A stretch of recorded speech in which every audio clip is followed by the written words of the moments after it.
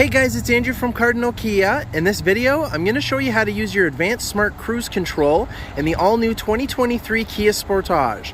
I have in front of me here an X-Line Limited all-wheel drive in Fusion Black. Let's get started. Okay, so to start us off, I just wanted to show you where the radar sensor is for your advanced smart cruise control. So it's this flat spot here right underneath the license plate. So if you're driving in like the winter time and there happens to get covered in snow or anything, the car will tell you that those features are temporarily disabled until it's fully cleaned off, and then you restart the car. So all we're gonna do is just wanted to show you where that is. Now we're gonna head inside and I'm gonna show you the steps. Okay, so now that we're inside, our cruise buttons are set up on the right side of the steering wheel here. So if we go ahead and push the cruise button, what that does this time around is it turns the cruise on and it sets a speed for us at the same time, different from the previous generation Sportage. And it will tell you at the top of the instrument panel here that your cruise is on and exactly what speed we have our cruise set to. The button under it with the plus and the minus, when the speed is set, we can now increase or decrease the speed on the fly. And again, it will show you at the top of the panel exactly what you've changed that cruise speed to. If you need to temporarily disable it, you either tap the brake or you can push this black button in for pause, and then it will pause it until you're ready for it to take over again. When you're ready for that, you can push the black button and then it will resume the speed you originally set your cruise to.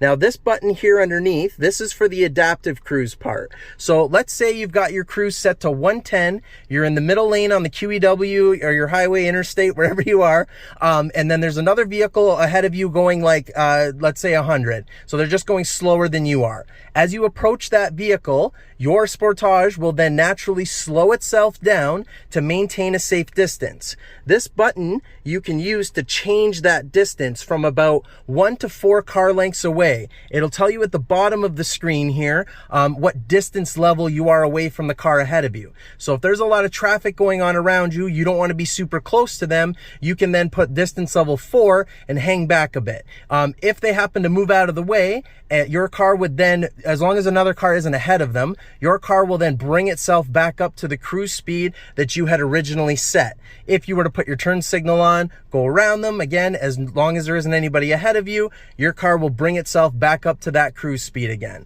Now, this is the advanced smart cruise control, so it's smart cruise with stop and go. So it will bring you down to a complete stop naturally if you needed to in like stop and go traffic, for example. If you happen to be sitting for any longer than about 3 to 5 seconds, you may have to just tap the gas a little bit to get it moving again. And of course, when you're done with cruise altogether, you can go ahead and push the button. It will disappear from the top until the next time you need to use it. And that's how you do it. Thanks for watching, guys.